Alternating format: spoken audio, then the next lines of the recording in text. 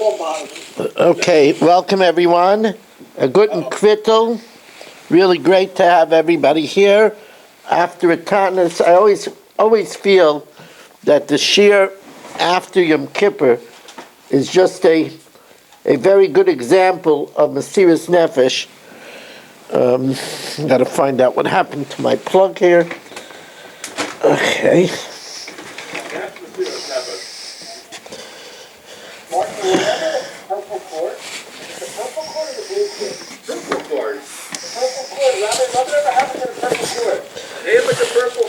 It's not purple anymore. He tied it around the Sir Mishtalayah. Michael Avram, you could see there's a white cord over there.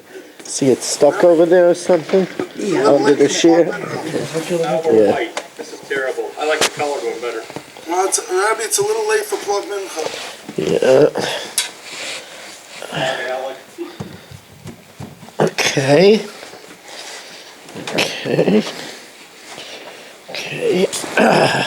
Yeah, Yitzi Fuchs, unplugged tonight. There you go. Marshall, you're always unplugged. You betcha. Uncorked, too. Okay. See, we're all set. So we show Hashem that when we said L'mancha Elikim Chayim, for your sake, we really meant it. So tonight, Irving Fishbaum's wife's father, it's her father's 50th yahrzeit.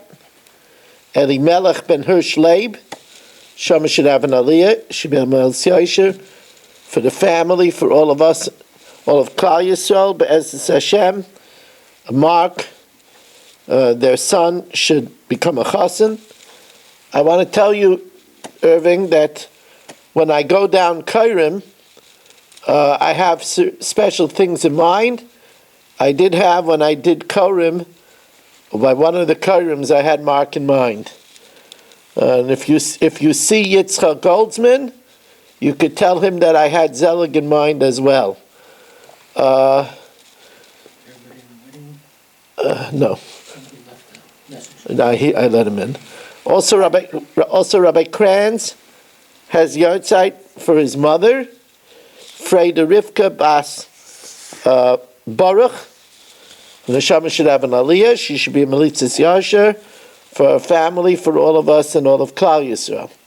Amen. I noticed that Baruch Hashem, Yisrael Fisher is turning a new leaf, and he's here where he belongs. By the way, Rabbi, I met David Zipnik. He said he sponsored a shiur for the fallen soldiers. Yes. Yeah, I met him. Yes, I never met him, but I'm sure he told you that you should come on. Richard Rosenzweig is joining us, a good yar. I also had in mind everybody from the shiur during my davening. It goes without saying that I had everybody in mind over here.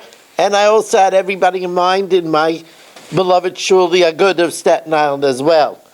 We're sponsored by Shalom Fogel, Nishmas Yaakov Zeb ben Yuda Aryeh, Rivka Bas Yaakov Yosef, Tzivya Miriam Bas Gad, Yosef ben Zion ben Yaakov Zev, by Baruch Ian, Lila Nishmas Yaakov Chaim ben Abba, Esther Bas Gittel, Avram ben Shmuel HaKayin, by Yaakov Yamansky, with Akar Satayv to the Rav and Zum family, and Nachas from children and grandchildren, A.B. Spry, Nachas from children and grandchildren, Ed Salah from London, Joshua Rosenberg, a virtual Talmud. We learn to be Mekayim the mitzvah of Dibar Tabam. You know, they say that this zone between Yom Kippur and Sukkot is a Aveira-free zone, because we're so busy doing mitzvahs, putting up the sukkah, getting the lulav and esrig, preparing for Yom Tov, that nobody has time to sin. And that's why it says, "L'kachtem lochem b'yom rishon." And the question is, what do you mean? We don't take it on the first day. It's the 15th of the month. So the Medrash says, "Rishon hu l'cheshbon avaynos." It's the first chance that you get to sin. Nobody has a chance to sin. And by the way, Mark, wearing a black shirt is not a sin. You just look fine in your black shirt. The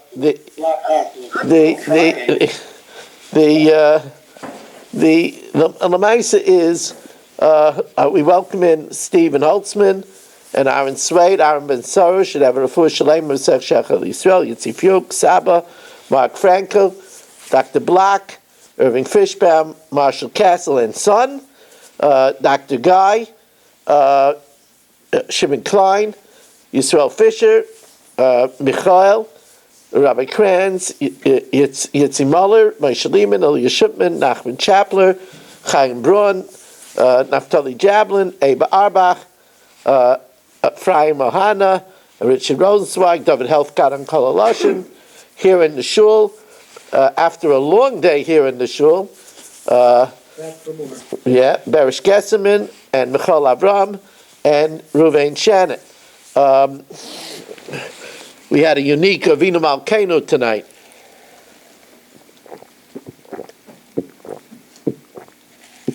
We finished a little early, so he said every stanza of Avinu Malkeinu responsively, a very moving Avinu Malkeinu.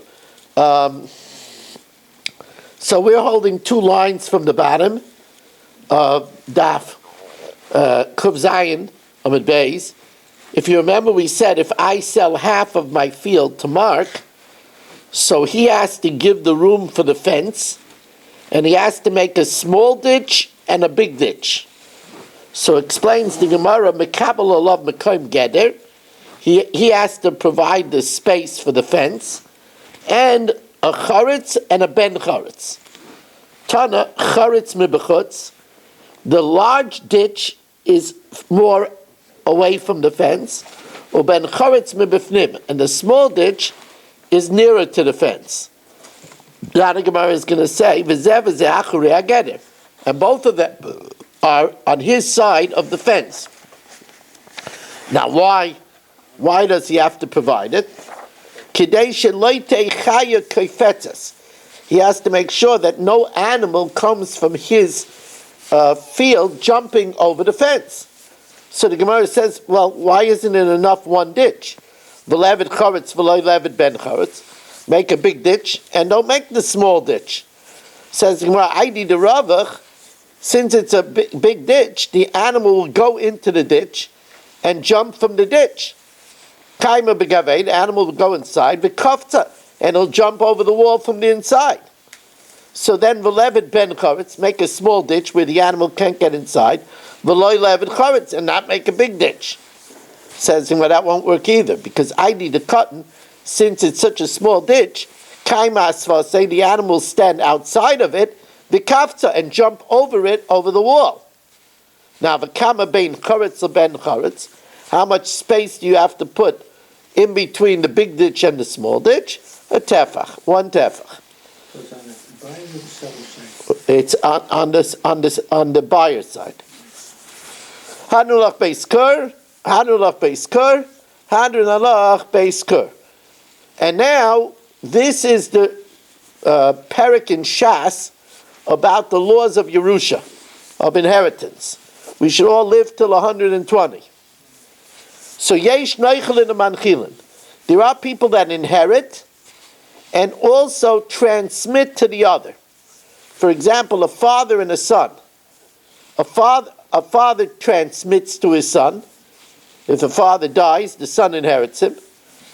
And the father also inherits the son. If the son doesn't have any sons or daughters, then the father inherits him. So there is a category of people that both inherit and also transmit to. Some people inherit, but they don't transmit. For example, a son will inherit the mother, but the mother will never inherit the son, because Yerusha goes lemishpachaisam lebeis avaisam. It goes to the father's lineage. On the other hand, manchilan, there are those that transmit. Excuse me, yesh noichlan v'loy manchilan.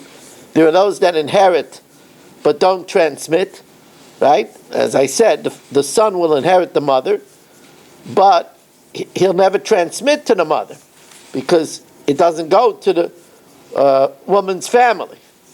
There are those that are manchilin v'loy neichelin. That's the mother. The mother will transmit to the son, but she won't inherit the son. And then there are those who are loy neichelin v'loy manchilin. They don't inherit and they don't transmit. This is maternal brothers. Maternal brothers don't inherit or transmit because it says in Mishpachaisam the Beis Avaisam.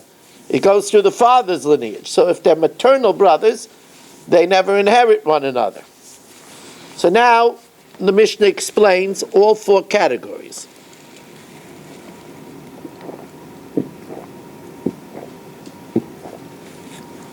Ve'elu Neichelin u'manchilin. The following inherit and also transmit. Ha'aves habanim. A father will inherit his son. If the son dies, le'aleinu, and doesn't have sons or daughters, then the father inherits the son. And when the father dies, he transmits to his son. Similarly, v'abanim esa'av. A son will inherit the father. And in the event that the son dies, he'll transmit to the father if he doesn't have any sons and daughters or grandchildren. V'achin mina'av, brothers, paternal brothers, neichelin u'manchilin. They inherit. The din is, if a man dies and he doesn't have any children and he doesn't have a father, so his brother inherits him. So therefore they inherit and transmit one to the other.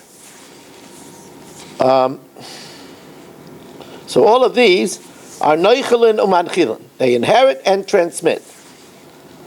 Ha'ishes imay, a man from his mother. Va'ishes ishtay, a man from his wife. U'bnei achoyes. Now bnei achoyes means, in this case, it means nephews. That means that in the event that a man dies and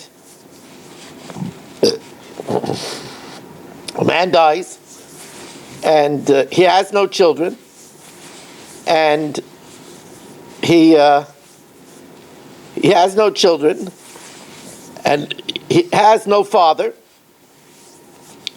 and he has no brothers, but the father has sisters. Now,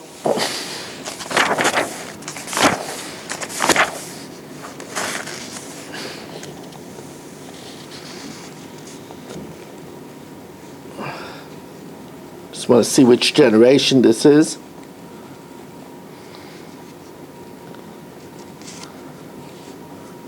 Right.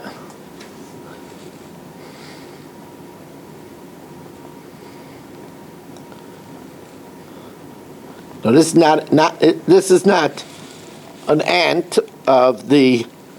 This is the sister.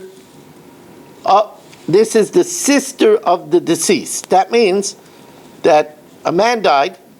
He has no sons. He has no daughter. He has no father. He has no brother. But he has a sister. And the sister is also dead. But she has children. She has a son. So he is in the line of inheritance as the son of the sister. U'bnei achoyes, and the sons of sisters. So those sons are neichelin. They will inherit their mother. But v'loy manchilin, they'll never transmit to the mother. Because again, they never transmit to the woman because it's a mishpachaisam l'beis avaisam. And then the reverse way. Ha'isha esponeha, a woman will transmit to her son.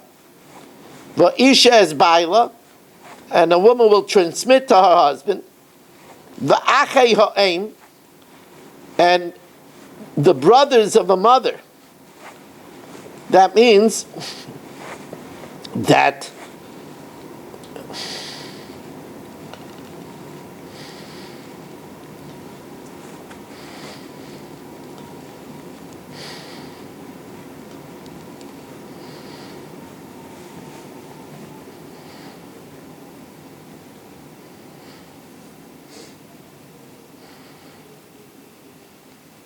1 second.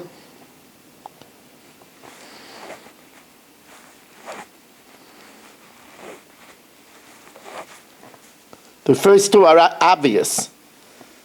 A mother will transmit to her son if she dies, but the son will never transmit to the mother because it goes to the male line.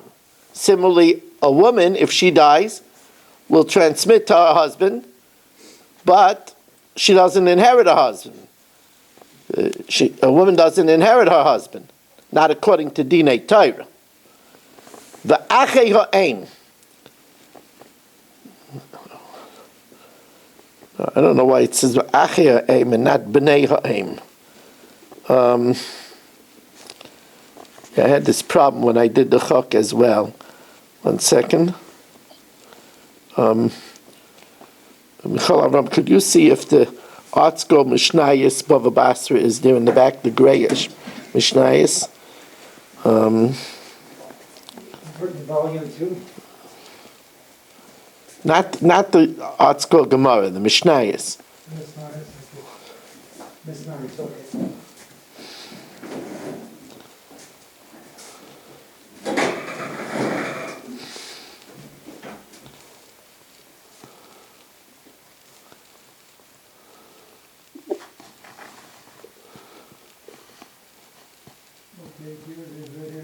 Rabbi, I have the Yad Abraham. Would that help? No, I have it. It's coming. Here it is. I'm bringing it up right now. He's coming. It's just a very long walk. He's getting there. It's after a Tanis. No, it's after a Tanis. He's coming. He's climbing the mountain. Ah! Thank you.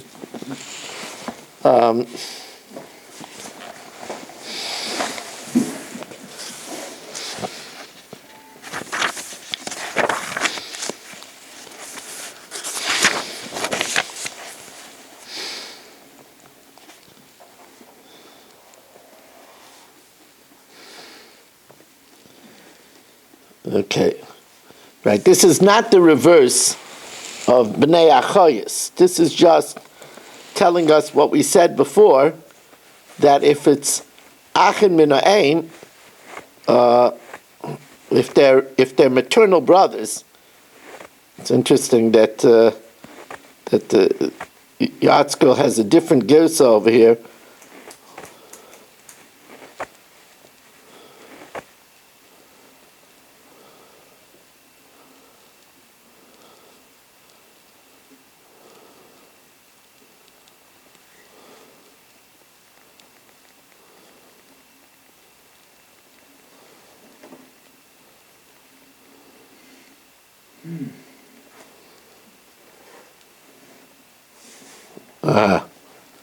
Okay, he is learning it's the reverse.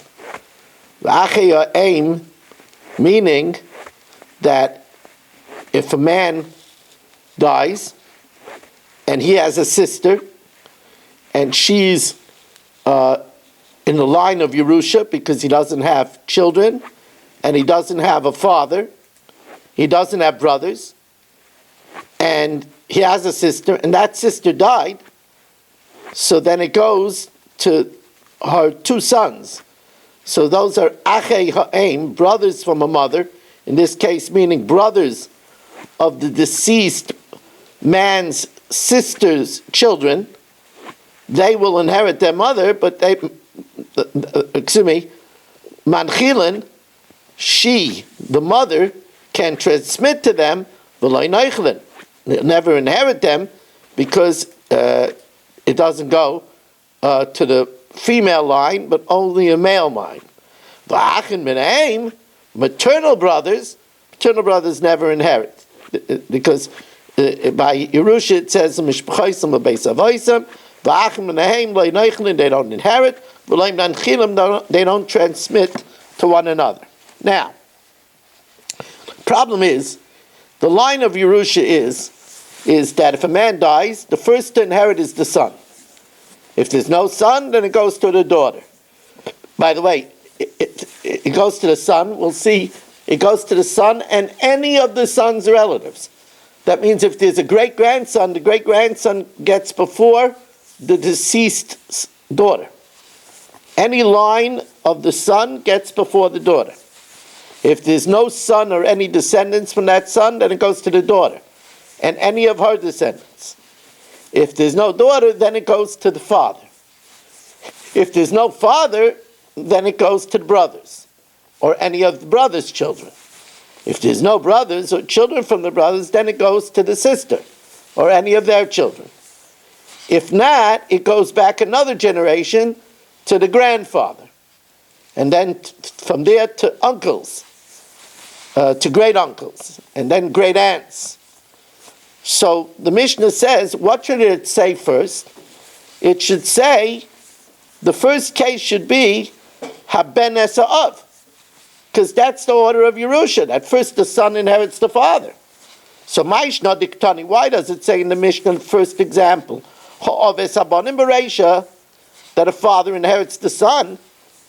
Lisnei Habanim Esa'av, it should say the son inherits the father. First of all, that's to say that the father inherits the son, that's a tragedy. Because that a father should bury a child, that's a tragedy. So it should say the son, the father. Why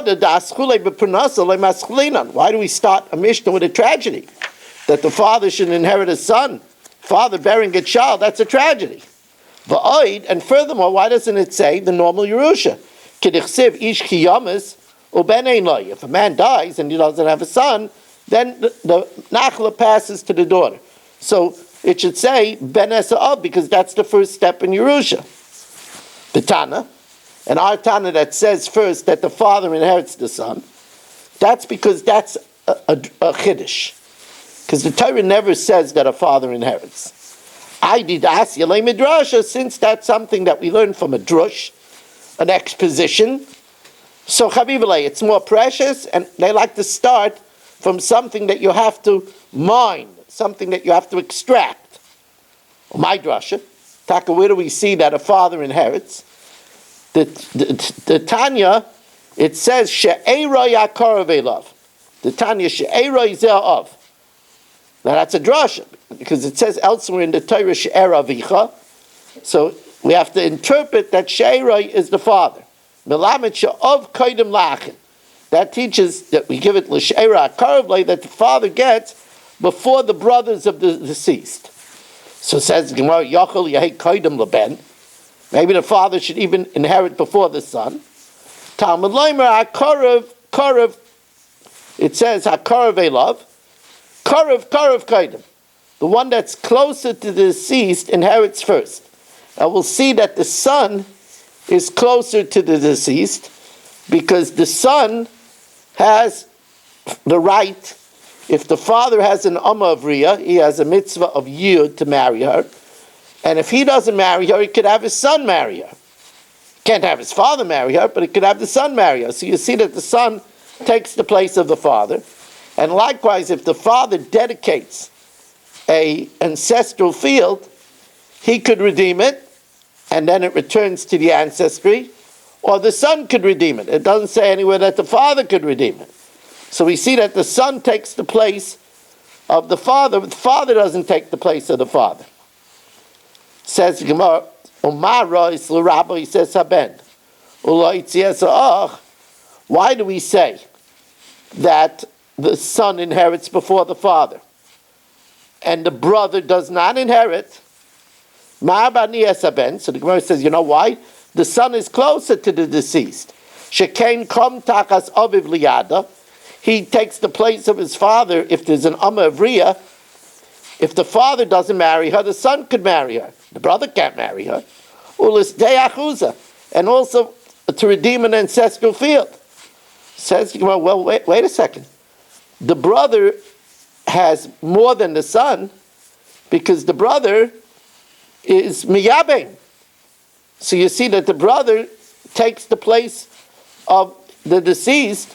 If he dies, he could fulfill the mitzvah of Yibam. A son doesn't have that mitzvah.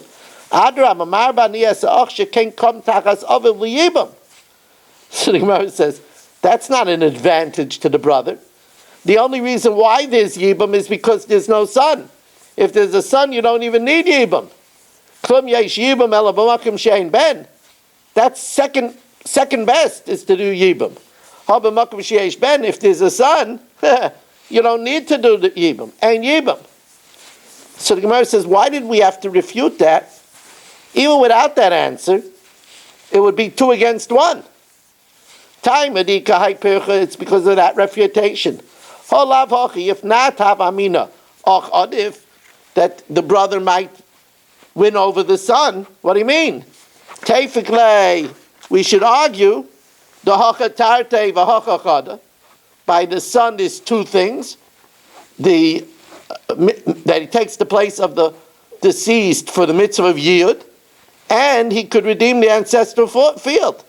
So even if the brother has Yibam, the advantage of Yibam, the reason why his son is first is because it's 2 against 1 with the brother. Says the Gemara, no. The truth of the matter is, stay achuza, that who should be able to redeem it, the son or the brother, is a question. And we resolve it because of the fact that the son takes the place of the father for the mitzvah of Yibam.